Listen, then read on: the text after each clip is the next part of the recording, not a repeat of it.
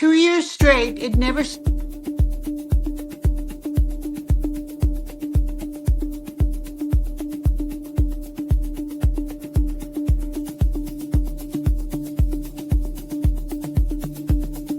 I go to a medical, meeting full of doctors and say this, and they just want me to go away. They don't want to listen. They don't want to have anything to do with it. They don't want to be associated with you.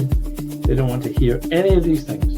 All right, and they can't argue against it. They just go, no, this guy's just a maverick. He's not a cardiologist. What does he know? He's, anyway. But at the end of the day, Malcolm, if you can't win, then what chance do we have? Yeah, even worse than that is, of course, once you've had a successful study, so once they've done this study on Rapatha that was successful and it's launched, you can never do that study again, ever. Right? It can never be repeated. You say, why can't you repeat it? Because the drug has been proven to work, and you can't withhold a proven drug from people in clinical trials. So you can't do that. So all the statin trials, and I have my doubts about a number of them, more than slight doubts about a number of them, right?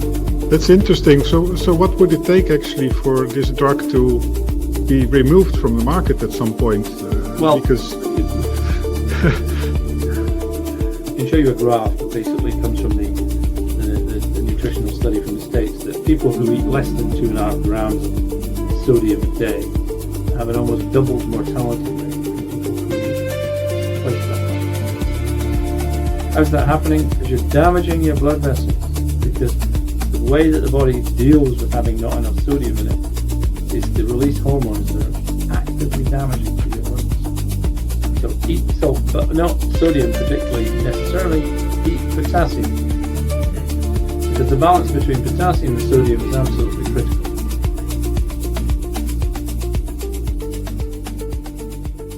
Deeper than water, it's fattening up my boys and my daughters. Remember a time McDonald's used tallow when the world was safe and we all had values. When milk was milk and meat was meat. When people could fit on an airplane seat. Microplastics in our drinking water. We're eating worse than Jeffrey Dahmer. From Walmart shelves to the mom and pops. Everyone's out here serving us slop. Eggs from a box, been shrinking our cocks. Girls talking about sit down on TikToks. These places taking our butter and cream, replacing it with oil from rapeseed. Canned soup is made with xanthan gum. Got IBS on the tip of my tongue.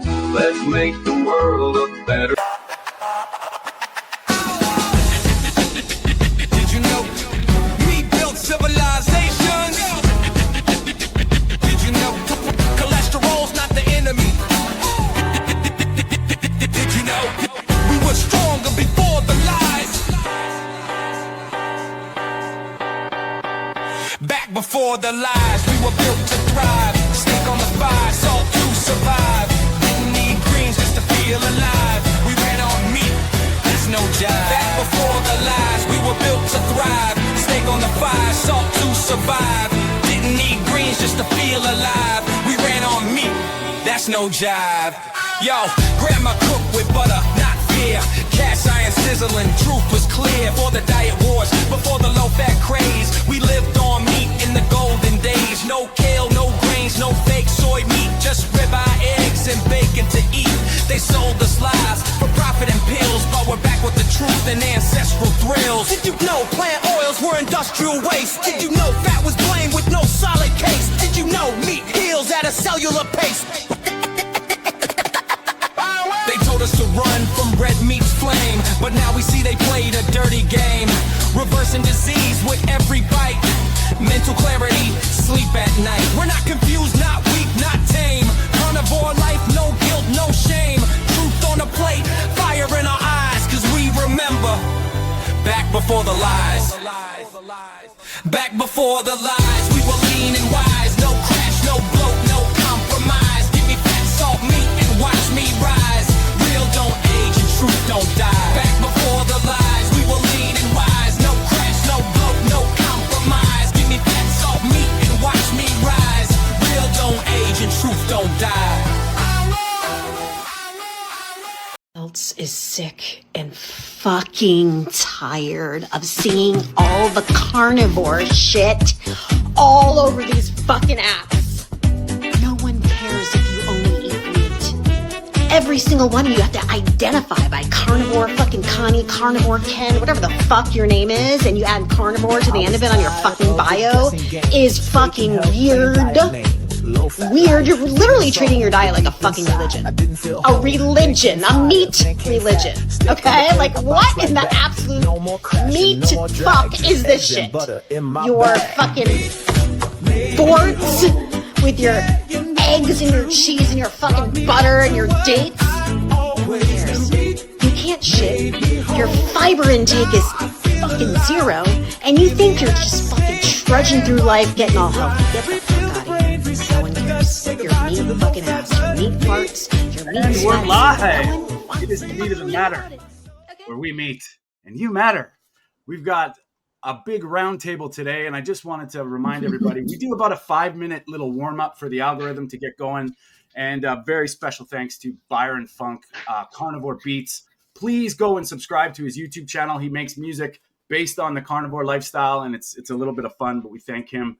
And of course, we have some guests today, but before I introduce our guests, I just wanted to point out that you guys, we did a great interview with Dr. Malcolm Kendrick, and I mean, heart disease is part of everybody's lives, whether you like it or not. 1 out of every 3 people statistically.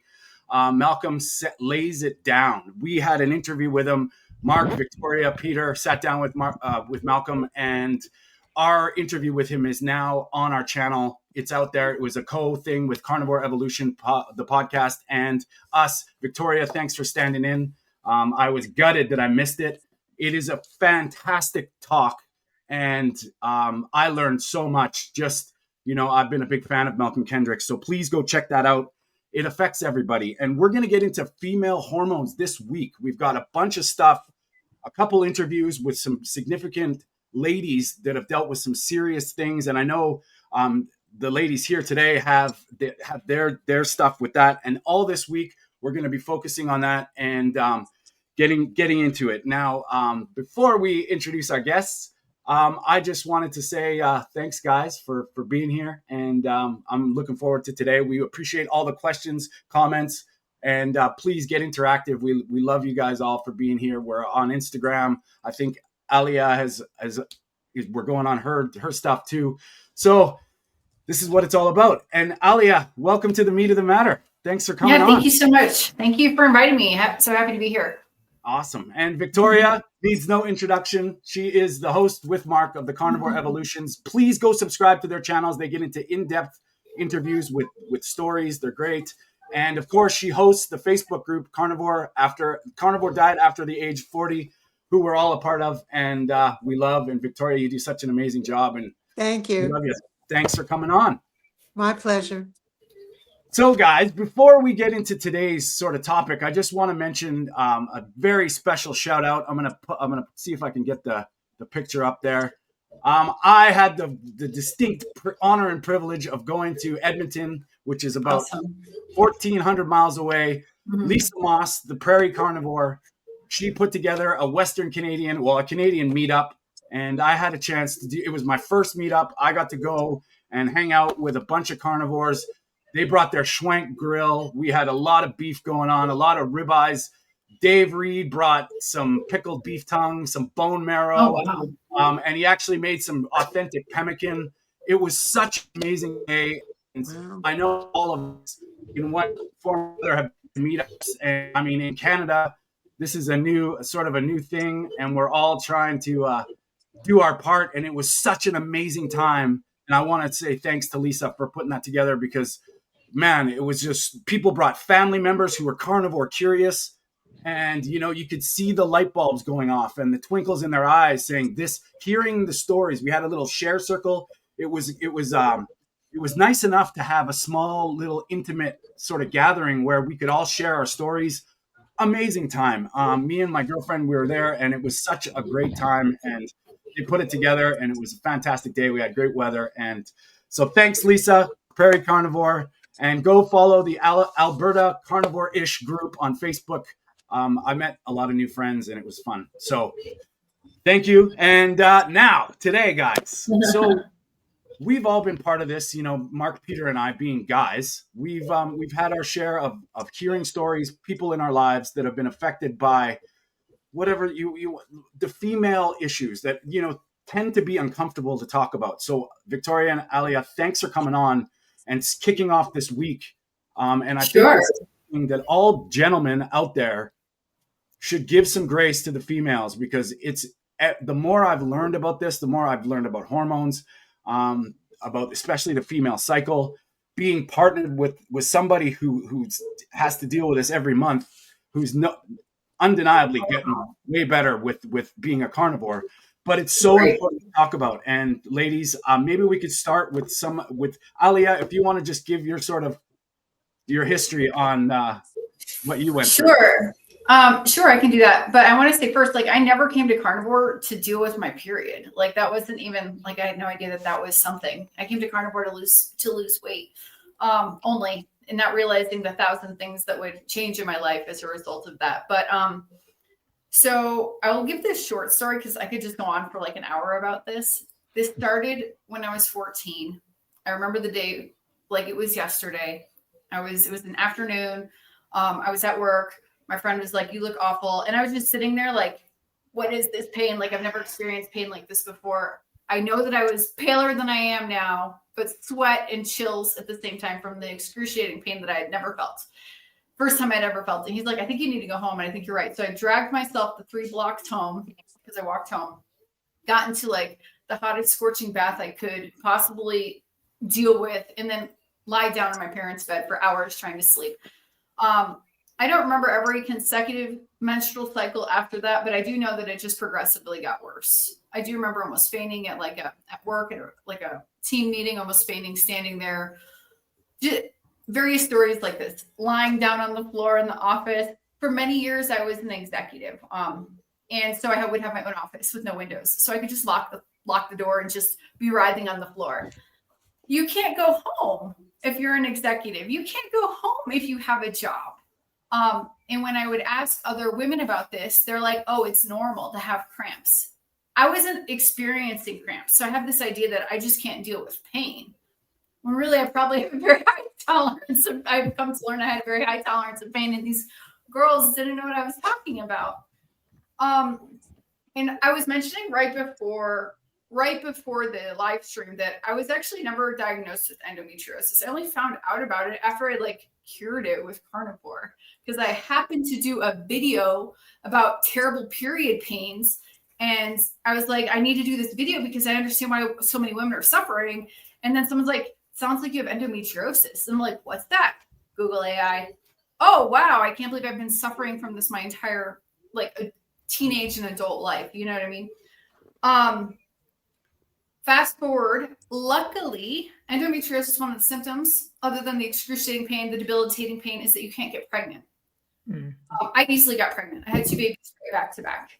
And then I didn't have a period for like 2 years. You feel nuts. You feel totally crazy when you have no period. I was nursing and I just didn't have a period. I did something totally not carnivore. There's something called seed cycling. I was asking around on Facebook, like, how do you get your period back? I feel totally crazy. Like you actually, so I went from one extreme of like never wishing I would never have a period to, gosh, where's my period? I need it back. And I even knew like, okay, there's a huge potential that I'm going to experience a lot of pain, but I feel so psychotic right now. I need to get my hormones working again. So I Googled, some friends told me to check out something called seed cycling. It's where you take seeds and oils in like a certain sequence, and my period came back in like 21 days. And then I felt like calm again. And I noticed that my periods weren't as bad. So then years go by and my periods start getting worse. They start manifesting these things again. It was never as bad as before I've had kids. Sorry if I'm talking so fast, please add. No. But it would still, Victoria, did you ever get that butt pain or like stabbing in the front part? I don't want to be so vulgar. Like I know what you're talking about. Yes. Yeah, rusty knife in the butthole, rusty knife in the front, pulling like yes, like glass. In the glass. You say glass, I say rusty knife. And then somebody's going to comment, how do you know what being stabbed with a rusty knife feels like? I know it because that's always what I get commented. How do you know what it feels like? I don't know, but that's what it was. Use your imagination. Right, use your imagination. So I didn't get that degree of bad, but it was like going back in that direction. And so then I started Carnivore because I was very upset with how I looked. When I'm 5'3". When I was 18, I was like 118 pounds, super cute. You know what I mean? And then I had 150 pounds when I had babies. And now I'm still up there. Like it never really came back down. But going Carnivore, I have lost some weight. But my period in 21 days like stuck up on me. I'm like, wait, what? What? Where's the pain? Where's anything? Wait, is this normal? Is this what the real normal is? Like, and so that was 21 days into Carnivore, and that was like 2.5 years ago. March 2023 is when I started. That was like the point that was life-changing for me, because I'm like, so many women suffer from this, and we're just eating the wrong foods and we're destroying our bodies. And for so long, like I'm from Chicago, it's tacos, pizza. Hello, are you from Chicago? I lived there 39 years. I'd say yes. Awesome. You get your pizza, you get your hamburgers, hot dogs and French fries. Like this is like the food that I grew up on, not realizing that it totally would destroy my health. Even there were periods of time that I would do like low carb diets just to fit into a skirt again, but never to heal my body. And I didn't realize that all I was doing was ruining my body, not just getting fat. Does that make sense? Mm-hmm. Yeah. And so I was suffering, and we all suffer because we're eating the French fries, the seed oils, carbohydrates. And even for me, I can't do salad. I realized I can't do salad at all. That's just straight to the IBS in the toilet. Like, so sorry, I've gone on. No, that's good. No, you're okay. You're okay. And Victoria, maybe if you could just, I know a lot of people know who you are, but just your sort of your story. My story with endometriosis? Yeah. Well, it started when I went through puberty, and I've always had very painful periods. And even my own mother didn't understand that. What's your problem? Take an aspirin. Be quiet. But over the years, by the time I was in my 20s, I had a large ovarian cyst that I had removed in 1977. And a couple years later, I was married, and I was told I could not get pregnant. So, but I did. And I was very surprised and very happy. And then my periods started to get really weird. They were very heavy and too much information, and they were clotted. There was a lot of clotting, and it was just ridiculous.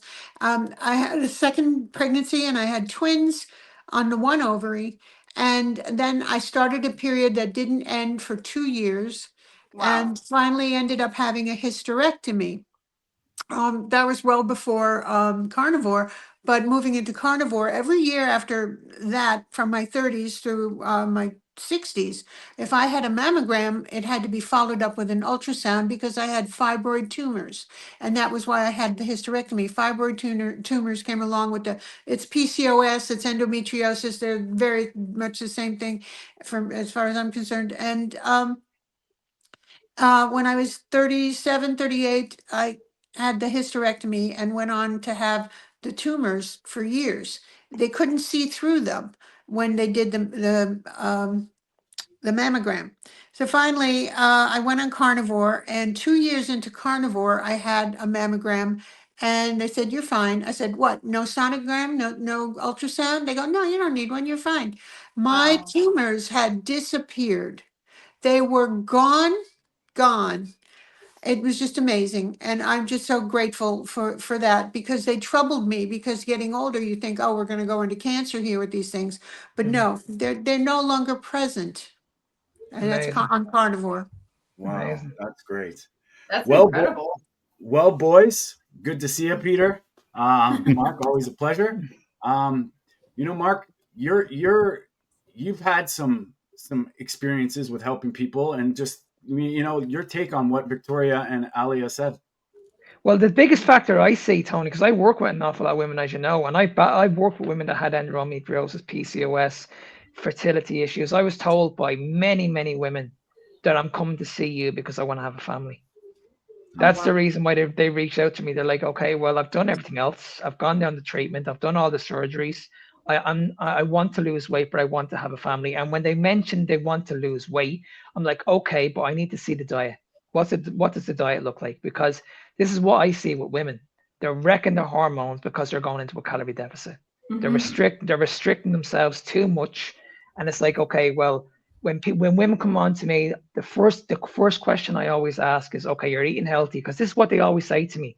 I'm eating healthy, but I just need to lose weight to get pregnant. And I'm like, okay, well, I don't care what you're eating. I want to know what you're eating. So they tell me everything. They're having the oats, the fruits, the melon, they're having the veggies, all of that. And I'm like, okay, well, listen, you need to remove all that. Your inflammation is causing the damage here.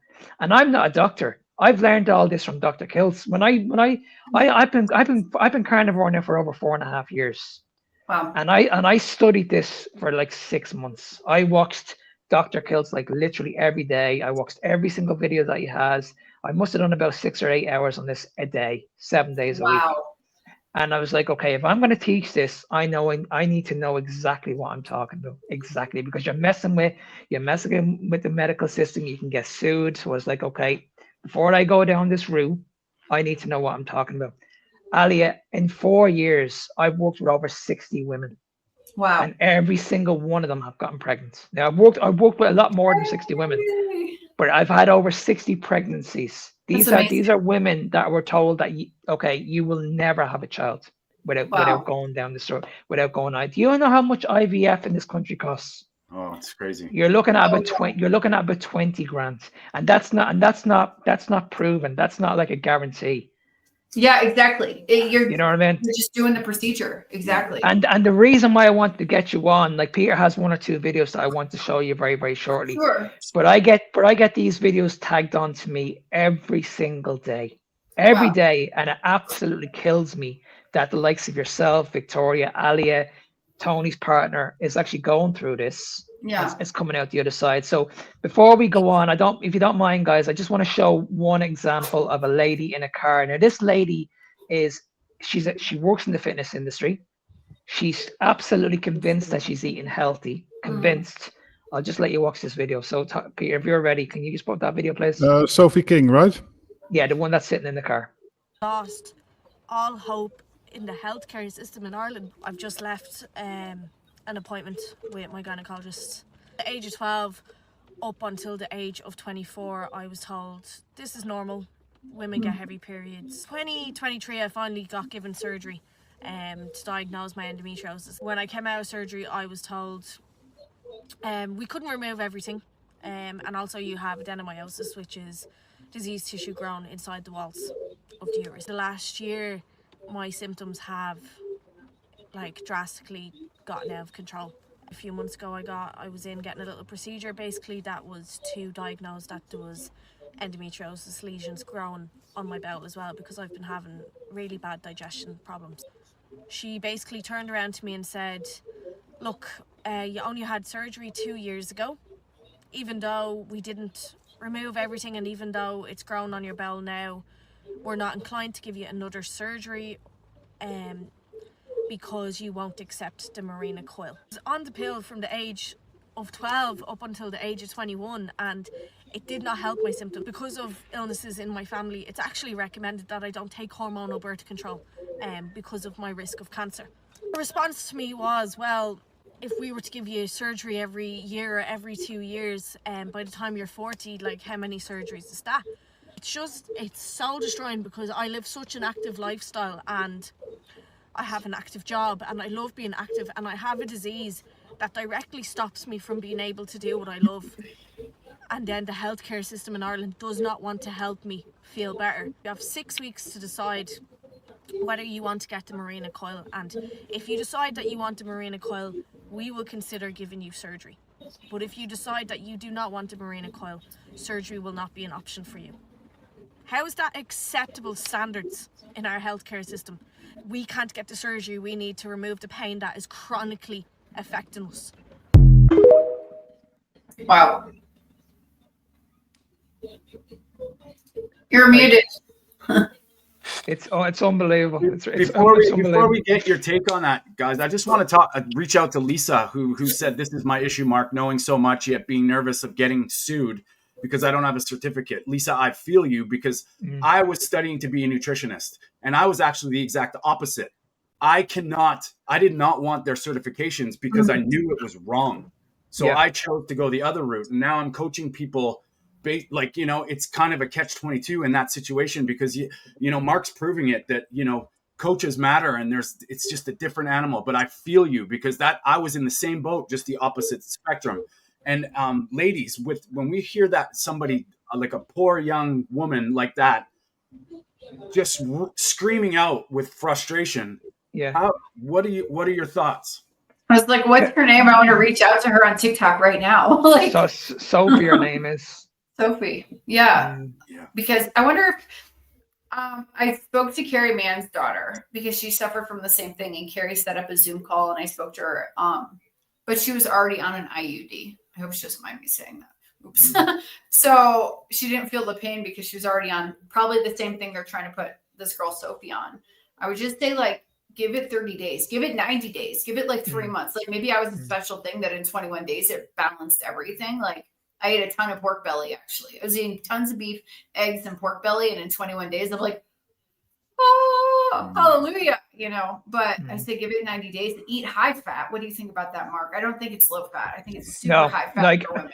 this is what I'm always saying to people, Alia. Like, I have most women that I work with on a very, very high fat diet. Yeah. Very, very high fat. They're not on high protein at all, especially when they want to lose weight. When women want to lose weight, like if we're going by percentages here, yeah, I would have a woman. Let's say a woman is like, say 100. Let's say she's 200 pounds. If I'm breaking down our macros, 80% of that is going to be coming from fats, and the rest of it's going to be coming from protein. So they're not going to be eating too much. Let's do that in pounds. How many pounds of fat or grams of fat, and how many grams of that would be? I would have them on around. I'd say about maybe 140 grams of protein, or sorry, fats, and then around 60 grams of protein. And that's like a steak plus a stick of butter. Yeah, it'd be a lot of fat, a lot of fat, and that'd be at the very, very beginning. And then you notice things like the inflammation's going down, the pain is going down, the weight is going down, so everything's going in the right direction. And then once we get the green light and everything works perfectly, then we can flip the macros around, because at that stage now they're not losing weight anymore.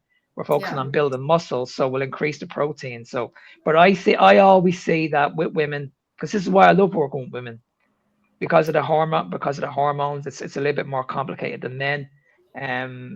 I just don't understand why doctors don't understand this, that women need fat for hormones to thrive.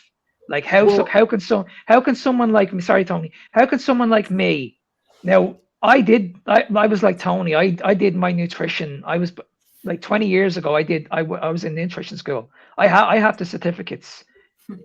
2 years ago, they're in the bin. I threw them out. Wow. They're gone. I have the evidence. I studied in nutrition for 2 years. Those certificates are worthless now to me. Worthless. Yeah. What I know now, I can't keep this a secret. I just can't. Right. The way I see it is just too many. There's too many people in the world that are going through an awful lot of pain, and they need answers. I don't care. Like at the end of the day, we have all these amazing experts in the world, the dietitians, the specialists, all these doctors. They're not curing these diseases. Right. So they're failing the system. So the likes of that lady in the car, Sophie, she's gone through the system. She's a fitness trainer. She's a PT, but she doesn't understand that the food that she's eating is actually causing the problems. And she leads a healthy lifestyle. She's convinced that it's not the diet. She's convinced that she needs surgery. Convinced. Yeah, that's the other side of this too, is like, when I want to get your take on this, Peter, too, with the insulin side. I mean, Peter being a type 1 diabetic, he has to know his insulin, which I think that's another aspect. Yes, fat, like obviously fat for our hormones is important. But then there's that insulin side where the standard diet comes in telling us to eat, 6 to 11 servings of grains, 40% carbohydrates. Well, what's that doing to the hormones? And Peter, I'd love to get your thoughts on the insulin side. Yeah, well, I have some family members, actually, without naming them, that had issues with this, and they went on keto diet, and they had significant improvements on the point of PCOS and endometriosis. Oh, wow. Also getting pregnant, well, it helped a lot to go low carb and focus obviously on the nutrient dense foods and that sort of things. But maybe this topic also ties in a bit to my question that I had. And type 2 diabetes, of course, is related to PCOS and endometriosis. And nowadays, for example, during pregnancies, they tend to start to test better on pregnancy diabetes. So that's a good thing. But I'm still amazed, and I'm curious about your experience, Alia. You told that you were pregnant and you got rid of most of the symptoms, or at least relieved a little bit. Yeah. But it probably wasn't spotless. And I'm curious, like, you had all these symptoms in the years leading up to pregnancy, and then probably the pregnancy was, well, I don't know if it was spotless, but at least if you have this condition, I imagine that there are a lot of risks as well, like premature births and that sort of things. So why is the system not focusing on detecting? What do you think is wrong there?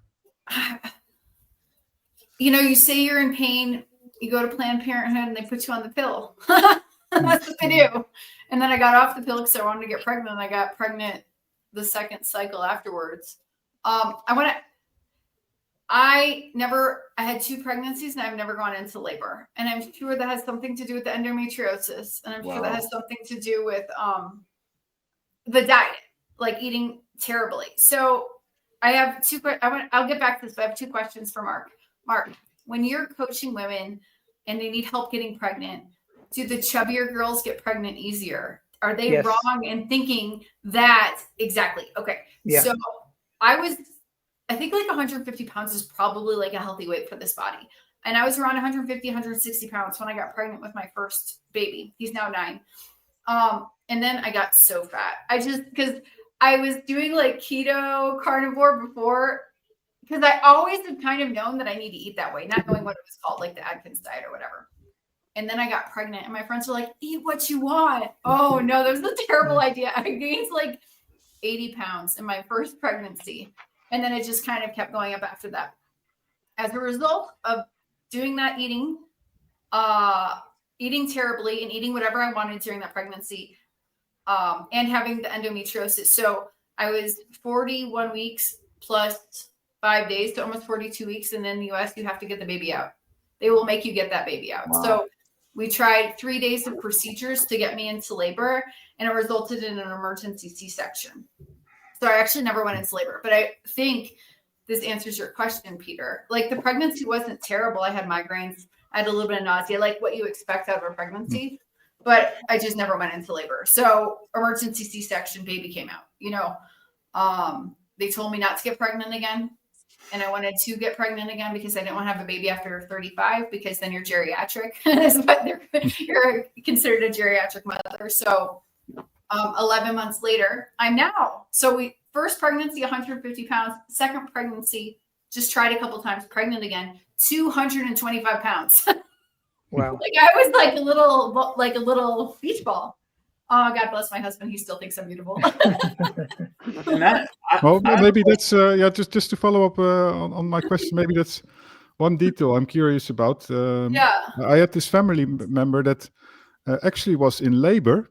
Yeah, and she it was almost less bad than actual cramping from a period before pregnancy, and so it was almost confusing. Like, am I in labor or not? And how did that compare to you? So the endometriosis pain, is it worse than labor? It was about the same for me when they forced the labor. Does that make sense? I was on Pitocin and they did various things, and that was worse for me. And I was on a lot of drugs because it was about the same. And I'm like, I can't deal with this. Give me something. Well, I also find it kind of, I'd love to get your take on this, ladies, too, is natural childbirth, for them inducing like the birth Yeah. Now with sort of the holistic side of people or the world understanding how important the birth canal is to the immune system, to the microbiome, to all that stuff. Yeah. It seems like the modern medicine, yes, for those emergencies is great, but do you find that that's sort of getting away from nature still? Totally. And someone even brought up during a live stream with Dr. Kiltz about natural selection. I'm like, well, should I have not had my baby then? Should I or him have died as a result of not having a C-section? And I said, absolutely not. No way. But I am jealous that my sister had her baby at home when she was 18, not 32. Also, we're getting later and later because it's more important to make money and have a business and be an executive for 17 years. I love what I did. I'm not even going to say that was bad, but my mindset was do my work. And I wasn't even interested in having kids until I met my husband. But that's kind of, I think, where society is going overall. Does that make sense? And I don't regret that. I loved what I did for 20 years. That's not the point. But my sister did it at 18. She's 40 now. Her daughters look like her sisters. But she had them at home. She had him in the tub, or she had a pool in her living room, and she had her kid at home. And I'm like, I wish I could have done that. Instead I did 3 days in the hospital. I had a C-section, and then it got infected, and I was 14 days in the hospital. Almost had sepsis from getting a C-section. Yeah, and I'd love to get a mother's take on the push for formula. And I'm not saying there's not a place for formula, but with the powers that be right now that are pushing, basically trying to say it's better than breast milk. I mean, from 2 moms and a couple dads. What are your thoughts on that? That's got to be some kind of thing that might even tie into the development of a woman. If they're right on formula without breast milk, without you can just see those boxes ticking off that could lead to some problems. But how do you feel about that, Victoria? Well, I had very similar experiences to Alia. I had my first child a natural birth, and it was pretty excruciating through labor. And my second pregnancy was twins, and I had an X-ray just before the delivery and had to have a C-section. And with the twins, with the first one, I nursed him. The second one, it was really difficult to nurse twins. And so we went to formula, and I felt guilty about it all that time. And I read the canon, and even back then, and we're talking 38 years ago, I was not pleased and not happy that they do promote that. But it was kind of a lifesaver for me because it was very difficult for me raising them. I had the younger child, and it was just nuts to be me. So formula was kind of a lifesaver at that time. Yeah. And I had a little mini fridge in my bedroom with these Playtex nursers, and we'd heat the formula under hot running water in the bathroom, and the kids' bed, the twins' bedroom was right off my bedroom, and it was just going to be formula at nighttime when they woke up and had to be fed. So yeah, and I think it's very unfortunate that we are up against it, and the ingredients in formula today is just awful. I wouldn't feed it to my worst enemy. So I'm not pleased with that at all. And it's amazing, it's amazing, Victoria, because when you think about it, a baby comes into the world in ketosis. Yes, that's what the baby's fed. It's wonderful. And then literally about a year later, we're feeding. It just changes. Feed them garbage, feed them cereals and starches and sugar. Doesn't make any sense at all. Doesn't make any sense. I want to know, because I have the problem with the push to make it, when they say it's better, when the big companies are saying, somebody whose name we will not mention, Billy G, is saying every woman should be on formula. It's better for them, and it's ridiculous. And that's and in your situation, Victoria, it's is it a tool? Well, there's context there all the time, but that's where I'm like, and with our show, this system pushing this stuff to giving these ladies, imagine that Sophie in the car, and they're telling her something that the healing side that I'm that we're kind of a proponent of. So getting back to the hormonal factor, how much do you think that has any impact on a child's eventual development? I mean, it does. I think so. I have 2 examples. Yeah. Unfortunately, of my own. So Jacob was born C-section. He came out fine. He has some hearing loss in one ear that he was born with, and I'm curious because I was like, various reasons they thought I was a high risk pregnancy. I was getting ultrasounds every month or every 3 weeks, and I don't know if that screwed up his ears. First thing. Second thing, I don't know what can I say and can't say on this live stream. Well, let's go for it. Whatever you can. Okay, so he's more vaccinated than my daughter. Because I was less educated on that, and I felt at that point safer than doing it than not doing it. So excuse me. And then he was nursed for 11 months. He wanted a bottle after that. We never did store-bought formula, but he was drinking formula that we made at home, not Weston A. Price, just other stuff that we were doing at home. So he has asthma issues, like breathing issues. If it gets too cold, he'll have breathing issues. And I can't tell if that's from the vaccines or not nursing or not going through the birth canal, like just a combination of things. He's totally fine though. He's super happy. I'm just bringing up the asthma point. Yeah. My daughter, I nursed her for 3.5 years, 3 years and 4 months. In fact, I was going crazy at the end. Say no more. She's super healthy. She's less vaccinated. She has a couple vaccines. She's way less vaccinated. But we nursed for so long. So I live in Colombia. It's totally normal to give your kids coffee, by the way, at like 6 years old. So she's literally drinking coffee and nursing, not at the same exact moment, but drinking coffee, asking for eggs with mustard and nursing at like 3 years old. And at one point I'm like, no, I'm done. You're biting me. I need to sleep again. I need to, but I'll say that sacrifice or whatever, it was very hard on my body because I wasn't I wish I was doing carnivore then. So it was hard on my body to do that. But the result is I have a super healthy child who is thriving. Both my kids are thriving. But if I compare the health of one to the other, it's obvious. Yeah. I mean, Chris Palmer speaks an awful lot about this, and I only did a video on this yesterday about what I believe in about with the autism. But Chris Palmer speaks about this many podcasts, that if you grew up with a bad diet and you became insulin resistant and you were obese, then this could have an effect on the child later on in life. And he's right. He's absolutely. When you look at it, he could be right, because I know for me, like when I look back at my life, like I'm extremely small. I'm only like 5'3". I'm a small guy. But when you look at the rest of my brothers and sisters, they're like 6'3". Now during my time, my mother drank with me like literally every day. Every day. She was a heavy smoker. Back then you could have smoked and back then the doctors were saying you could actually smoke in hospitals. Yeah. You know what I mean? So when I look back at where I am now, because I'm extremely small. I'm not a tall guy at all. But when I look at my other family, my brothers and sisters, they're really tall, like really tall. And I look at the age difference. And I've spoken to my mother about this in the past. I'm like, okay, what's the difference? And she was like, well, I didn't have my other child like drinking too much. I wasn't a smoker at the time. And I'm like, well, maybe there could be something there. But like, we don't know, but like something, it must be somewhere. There has to be a line drawn somewhere. Right. Well, there's another thing that influences children's health a lot. That's my son.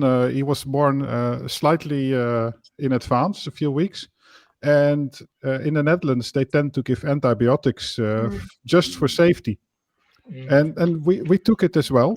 Because in certain situations you can just not avoid these things, and you might argue, is it the better choice or not? But it will have a lot of influence on the gut of the child in the years after, and maybe also how even just breast milk is absorbed and that sort of things. And it's luckily it went better afterwards, but. There's a lot of things that we are just doing apparently for safety, but maybe are not as good as we think. Totally.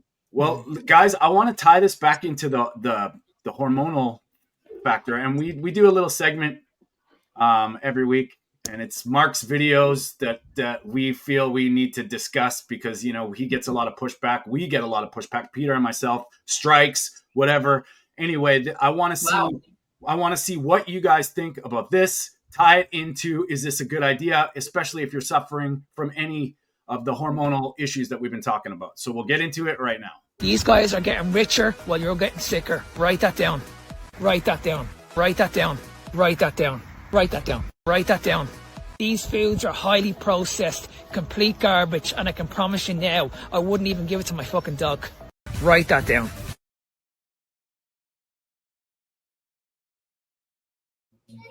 This week on Write That Down, we're gonna address somebody that we all have had on the show. Anyway, we've had some problems with, but we'll talk about it and we'll tie it into what you guys think if this is a good idea.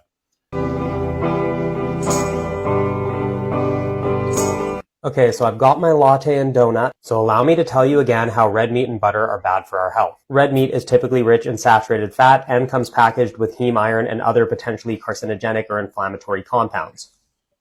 As a result, regular consumption of even unprocessed red meat is consistently associated with higher risks of cardiovascular disease, certain cancers, especially colorectal cancer, and all-cause mortality, particularly when eaten in place of healthy plant-based foods, which I would not consider this vegan donut, but it's damn good. Plus, choosing lean meats may not completely skirt the cardiovascular risks. They can still raise blood lipids compared to plant protein sources and are associated with higher risks of cardiovascular disease even after adjusting for fat content. Now on to butter. It's loaded with saturated fat, can raise blood lipids, and has been shown to increase cardiovascular disease risk compared to plant-based oils rich in unsaturated fats in both long-term randomized controlled trials and observational research. Hold on, I'm getting thirsty. With that out of the way, just because I explain these things while sipping on a latte and eating a donut doesn't mean that what I said was incorrect or that I think donuts are healthy. I would not recommend that people consume donuts every day. It would be like if somebody said smoking causes cancer while downing a bottle of whiskey. Just because they're consuming a lot of alcohol, which can also cause cancer, doesn't mean that what they said was incorrect or that they believe that alcohol is risk-free. All right, now it's time to go finish this. All right, well... Make it stop. Please make him stop. It's just awful. Absolutely awful. Yeah, there's so many things there. So listening to this guy, if you're suffering or you're PCOS or are in serious pain, what are your thoughts? Let's start with you, Victoria. What are your thoughts? I can see how you are, but let's get into it. He's out of his mind. I'm sorry. That is all so wrong in so many ways. Yeah, well, I wish to heck I knew about diet back then, because I really did suffer with the pain. And I do believe a mother's nutrition has everything to do with the outcome of the infant. And this is becoming a more popular idea with people in the medical industry, that they will blame that if a mother's hormones are balanced and calm, we don't have these kinds of issues like autism, like birth defects, like children who are undersized and underweight, or children. We know that with gestational diabetes, it causes overweight children. You get kids who are born 10, 12, 11, 12 pounds. That's ridiculous. So that guy has to be stopped somehow. He's just so wrong. And nutrition, I think, and it will be proven that nutrition of the mother has so much to do with the outcome of the child.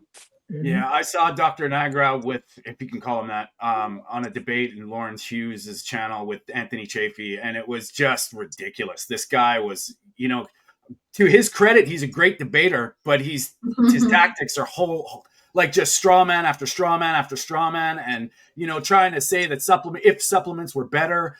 Anyway, that we all have our opinions of him, and I think we all share a common bond. But I mean, I agree with you, Victoria. That is just ridiculousness. As you're eating a donut, good job. Anyway, Alia, what do you think? I feel sad. Like, how many views does that thing have? Not many, not enough. It doesn't have that. Well, Mark's video saying he's a clown doesn't have enough views, but I'm sure his original video is probably viral. Yeah, that's what makes me sad, because then you have all these women. If we're specifically talking about women's hormones, we have all these women that are suffering, and they're like, "Oh, I can keep eating my donut," because this guy says the burgers that I crave during my period, because I crave burgers every period. I would have these migraine headaches. I'm like, I need to go eat cheeseburgers to get rid of my headache. It never clicked that it was the red meat that I needed. So they're like, oh, I can't eat the cheese. I can't eat the meat. I can't eat the steak. But he says I can eat a donut. Yeah. You know? Right. Exactly. And so that's really sad because, again, we're talking about women suffering. We don't need to be suffering at all. If we just knew the right food to eat. And get off the fact that we got to get skinny to have babies. Because it's not true. It's the opposite. Well, and Peter, what do you think? Yeah, well, it's very disingenuous because while he's holding this donut, I'm sure that he realizes that eating a donut is, in fact, less healthy than eating red meat, for sure. I don't believe that he's going to tell you that the donut is healthier than red meat. But anyway, all those studies, they make me tired because you can skew them in any direction if you do those studies. And in fact, I'm planning to do a video on this topic of nutrition research, especially the epidemiological part of it. And in this video, I'll actually be using a similar study, but then based on the carnivore view. So there's also recently a study, and it was also presented by Anthony Chafee, about red meat actually being healthy. And that's, well, it's nice that there is a study like this in a way, but I also don't agree with those studies because it's still rubbish. It's still epidemiology. And also there you'll get like a correlation of 10-20%.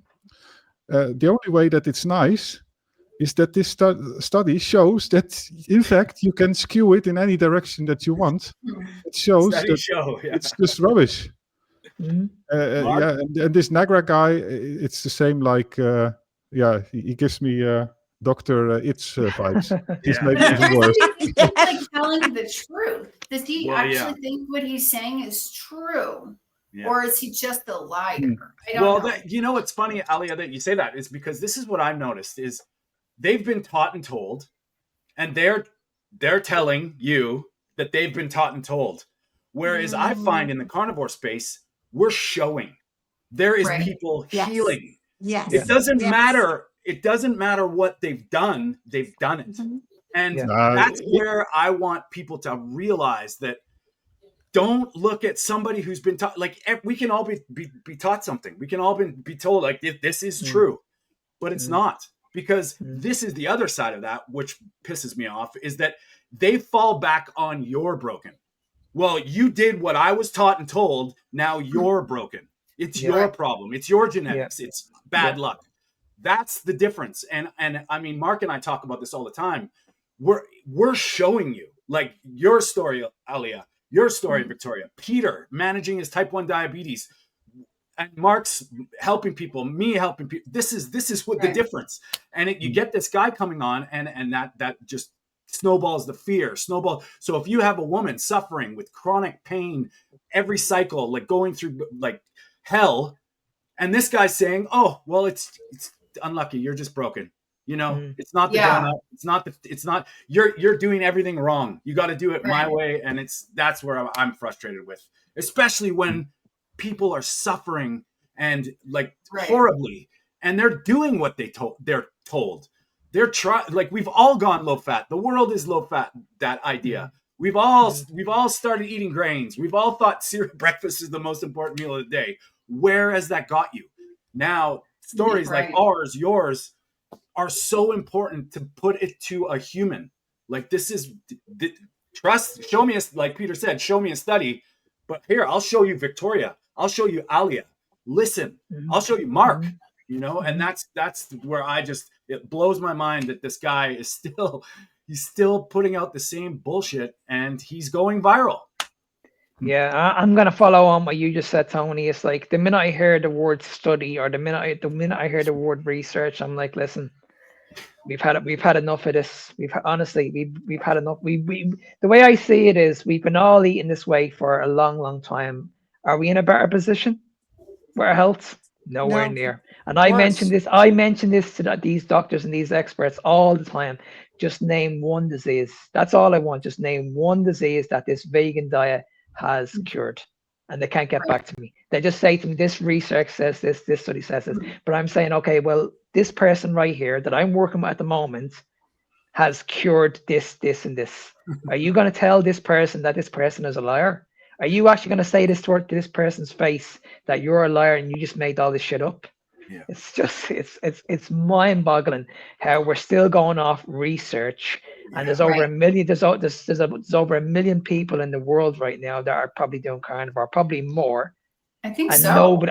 Nobody's actually listening to these people. It's unbelievable. It's unbelievable. Well, that's where the meetup that I was at yesterday was, like, just listening to the story after the impossible being possible. And I mean, tears are forming in my eyes because this is like, I wish the world could watch this little circle of sharing, because like Mark just said, it's undeniable. It's not a matter of how they did. And absolutely. You know, and that's where, like, I know Alia and Dr. Kiltz has meetups. These things are so powerful because once, I know we all have to deal with social media now, and these things are very important to get the information out. But when you look at a person, and that's my problem with the medical system, is when you see somebody resolve an issue that they said couldn't be done, let alone live comfortably with drugs or medications, they reverse it, and then they don't listen to them. They think, oh, well, that's great for you, I'm so happy, but on to the next number, like on to the next patient. And it's like, when is this gonna be, you know, like that's the craziness. That's the it's wild, man. It's wild. But you look at what we covered in the past, Tony. We covered the sugar diet like 2 months ago. Where's it gone? Where's it gone? It's literally faded off now. Nobody's talking about it anymore. Yeah. And why are nobody talking about it anymore? Because it was bullshit in the beginning. Yeah. I know nobody's talking about it. Diet, I would have gained 30 pounds in a week. Yeah. Wow. Because the fact is, Alia, like we all know, we can have as much sugar as we like, and we can get in shape, and we can eat McDonald's. We can eat whatever we want. We can drink every day if we want. We can easily get in shape. That's not the problem here. The problem here is health. That's what we should be focusing on. We always mention this on here, that when we look at the message, what we're focusing on at the moment, we're all focusing on the wrong problem, because we're absolutely convinced we just need to lose weight and we'll be healthy. But you need to flip that around, and you need to start focusing more on your health, and you'll lose the weight. But not only lose the weight, everything in life will improve. Right. Absolutely. And I think we only talked about like one aspect of something that changed for me, and it's very important because I think that's like the most mind-boggling thing that happened. But like, we listed everything that changed. Like, it's not just that. Everybody has so many stories of things that healed from eating this way. Yeah. So that's a very important point, is because like what I've even yesterday, I'm sorry I'm bringing up yesterday all the time, but it was powerful, man. And I'm seeing all these individuals going with a certain framework. Not everybody was the perfect carnivore. Not everybody, you know, we all were like, people were making whatever. I don't really want to call it mistakes, but the point is, whatever your iteration of a proper human diet is, like, nutrition is nutrition. And once you stop taking these boxes, and you're not put in a box of, I have this problem, I need to fix this problem. Yeah. When you deal with the whole as a whole, and you get healthier, things start resolving. And it's amazing how that division, where the system wants you just, it's unfortunate, it's bad luck. And then when you're seeing, all of us have had different journeys, but the stuff that's resolved in my life from this, it's not genetic. It's clearly not genetic. It's clearly not luck. I mean, at the end of the day, Tony, how many interviews have we done between yourself and Peter and yourself, Victoria? I think we've done over 100 interviews at least. Wow. And like, every single one of them came on with a different story. We only had a guy on there a few weeks ago who was struggling with his skin. Philip, I think his name was. Yeah. Really, really bad skin. Struggled all his life with eczema. We had another guy we had Christopher on a couple of weeks ago. Yeah. This guy is running. He's actually in the system, and he was going on about his story. We've had Krista. I don't know if you heard Krista's story, Alia. A powerful story. Oh, wow. Unbelievable. She was actually told that she needs to go on Ozempic. We nearly lost this woman. Mm-hmm. We nearly lost her. Shout out to Philip. Unbelievable. It's just like, there's so many stories. So many. What you're saying, Mark, actually, Philip, this just popped in my mind. Philip was dealing with severe body psoriasis. Like when you see his pictures, it's horrific. And for him to have the courage to come out and share his story. Yesterday, I met somebody that was the same, like she had a brother that was the same situation. I was like, you need to check out this interview. It was amazing. And it's nice now that we have these, like, you're not alone, people out there, like and that's why it's so important to share this stuff with people. Because Alia, you're human. Peter, you're human. Like what Victoria, Mark, we're all human. We've all done these things, and it's not a coincidence, and it's undeniable now. Like this is, when I started Carnivore 4.5 years ago, I felt isolated. I was alone. I was crazy. My family thought I was absolutely batshit nuts. Yeah. Not one of them looked to what I was doing. They just thought what I was doing was nuts. Instead of saying, well, there might be something here, they're looking at how I'm special. And I'm like, really, guys? Like, it's quite mind blowing. And this actually ties back into the hormone thing. Is if you're suffering with something and then you get a medication or a hormone, what does that do for the general health of your body? What does that do for your nervous system? What does that do for your stress? And I found, I'd love to get your take on it, ladies. This calms my mind. Like eating properly makes everything just be able to process information, not to be so emotionally erratic. And I mean, I'm sorry, as a guy speaking to women about hormones and emotionally erratic, but it has to have something there. Like, when your brain is working, you don't think your hormonal cycle is going to be a little bit better, Yeah. I mean, we didn't touch on this, but after my first pregnancy, I was diagnosed with Hashimoto's, which is a thyroid condition where your body attacks your thyroid, or your immune system attacks your thyroid. Yeah.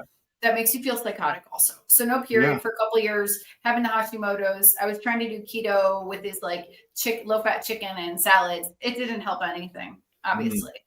Or fish or whatever. Like low-fat keto is like an oxymoron. So then I found carnivore. It's the whole thing. Yeah, it's autoimmune disease. Within 3 days of being on carnivore, like me feeling crazy went away. Like I felt normal again. I was so sad. Like, why can't I feel like happy? Why am I feeling like this sadness? Many women get misdiagnosed with bipolar disorder because they have Hashimoto's, and that's crazy. So then they put them on a medication, which is just going to make them worse. And it doesn't address the situation. And yet 3 days on carnivore, I felt amazing.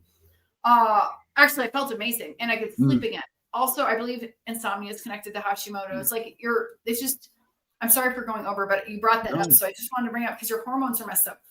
I took a few times some medication. And I'm like, I believe that if I keep taking this medication, my thyroid will never get fixed. That was 10 years ago. I never knew how to fix it, but I knew that I couldn't take it. I took it a little bit during my pregnancy with my daughter, some steroid, but basically I've been off of it. I think everyone here knows Dr. Nelson. I was trying to get him to actually give me a prescription for desiccated thyroid, pig thyroid. I forgot what it's called. And he looked at my earlier Hashimoto's. He looked at all of my tests, and he's like, "There's no way I'm putting you on it. You just need to keep doing what you're doing because your tests show that you're improving." So I have Hashimoto's, and all of my numbers are improving. It's slow to fix the thyroid, so you have to like stay the course. Yeah. And everything's like a little win. Like keep your wins. Like don't remember, you handle your eczema, you handle your period, you handle your thyroid, your skin issues are gone. You can sleep again. Like we got to keep these in mind also, and just stay the course. I don't know if my numbers will be better if I do my blood work again. I don't really care to do my blood work because it costs a lot of money out of pocket. But when a doctor told me, Dr. Nelson is like, I'm not going to give you a medication. I'm not giving you this prescription. And I'm like, okay, well, that's cool. That's good. And the point is, do carnivore and your blood work is going to get better. Your Hashimoto's is going to get better. Your period's going to get better. Your eczema is going to go away. My eyesight improved. Literally a whole point in this eyeball. Everything. Everything improves. And if you go ahead, Victoria. I wanted to say, I forgot, around the time I had my first ovary removed, they palpitated a cyst on my thyroid, and that was in 1977. I carried that up until a couple years ago when that disappeared, thanks to carnivore.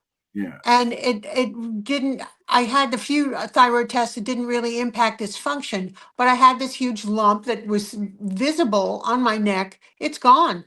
And that's Yeah. thanks to Carnivore. And my Well, temperament, without, I lost all my gonads in 1989, but I still had a temperament. And I have to say that Carnivore has turned me into the equivalent of a Buddhist monk, because I'm just yes. like Right? totally, Yeah. that is no longer a part of my Well, personality. And I'm the happiest, most calm person I know, really. well, and that's beautiful, Victoria. And Alia, what you were saying, it's kind of interesting, because if you look at hyperthyroidism, Graves, or you go hypothyroidism, Hashimoto's, Right. the solution seems to be the same. So Right. they say that the symptoms are the same, but it's, it's two ends of a spectrum. Right. But people are resolving them both with the same approach, which is get Right. the insulin down, high fat. If whatever, Right. because Philip just made a comment, does it fix it? I think it's like I said before, everything has a part to play, and it's interesting when these diagnoses get resolved by the same approach. And that's something to be said, where people, once again, put in boxes. It's like, no, it's the whole. And I think that's where the foundations, like, look at Peter with your insulin. I mean, you have to regulate it for your blood sugar, but insulin is so powerful. It's undeniable. And still, people in the medical system, if you're a female with hormonal issues, and they're, you're waiting for a diagnosis, screaming out in pain, they don't even look at insulin. They'll never check it. They won't even put that into the same sort of and that's mind blowing. How we all know it's a factor. It may not be the factor, but it's definitely tied in. Peter mentioned it earlier with type 2 diabetics. That's the root problem. It's a thing during pregnancy. They should do two things, in my opinion, or three, or at least a few. One is do an HbA1c measurement. Maybe they do it in most cases now. Give women a CGM to wear for 1 or 2 weeks instead of this silly oral glucose test. Oh, no, it's terrible. And check for insulin levels. Well, maybe the third one is too much to expect, but at least those other two, because so many things are related to hyperinsulinemia and insulin resistance, PCOS, endometriosis, diabetes, overweight children, all this stuff. Right. Can you pull up Mr. Philip Wynn's question? I do want to add something to what you said to that. So I've spoken to thyroid specialists on my channel before, and you can watch Ken Berry videos. But if you do a carnivore diet or a proper human diet, your immune system will reset in 90 days because you're bringing down the inflammation. So if you do strict carnivore for 90 days, you're going to help your Hashimoto's, because you're like calming down the nervous system, or sorry, the immune system, because the immune system is really confused, and that's why it's attacking you. So that's exactly it. And once again, it eating the species specific proper human diet, everything, it may take a little, and that's the thing I've found too. Like one with women that I've helped, they didn't even have any menstrual or cyclical issues, but yet they told me that their periods were better. Like they less pain, less swollen, less pain, and that's across the board. And it's like, if it's in a small scale, it also works on a big scale. But I think with thyroid, and people, they hear these miraculous stories of resolution, and that's the other side I wanted to talk about too. Is some bodies need time. And I think a lot of people jump on this bandwagon thinking that they're going to be completely healed in 30 days. And it does happen. I mean, we've seen people resolve miracles in 3 days. But I think that's where some people get they get disheartened because nothing's changing after a few months. And I think that's where, unfortunately, in my opinion, you'd have to stick with it longer. Yeah, but see, that's a diet culture that Tony, that everybody's in. We were all there. Like if you're not getting those quick results, then you give up on yourself and you end up quitting. That's why we have to move away from that. The quicker we move away from this diet culture and just focus on just healing your body, giving your body the right nutrition, eventually it will happen for you. Because at the end of the day, we're not doing the shortcuts anymore. We need to move away from this. If we keep on doing the shortcuts all the time, these quick fixes, nothing's going to change. You're always going to have the addiction. You're always going to have the problems. You're always going to have the health problems. You're always going to have issues with your weight. You're never going to get to the normal weight that you want to that you want to be at, you're always going to be chasing this cycle of gaining weight, losing weight, gaining weight, and losing weight. Like I'm doing this over 4 years. I can't gain weight on the carnivore. I find it very, very hard to gain weight on the carnivore. Honestly, no word of a lie. I eat so much food and I can't gain weight at all. It's almost like you're at your humans, like once you get back to that human 0 point, because I'm the same way. Lost weight, lost body fat percentage, and now it doesn't matter what I do. Yeah. I'm just, it's just me, which is interesting. Mm-hmm. I have no problem gaining some weight anyway. No problem I'll give at it all. to you. I'll ship it over to you. Yeah. How is everybody doing for time? Because we could all talk, I'm sure, for hours and hours, but we probably could talk for hours. I know I need to make lunch soon for my kids. It's still early here. Wow. Well, maybe that's something that we can end it here. We're definitely going to be focusing on the women's hormones things this week, guys. I know we're awesome.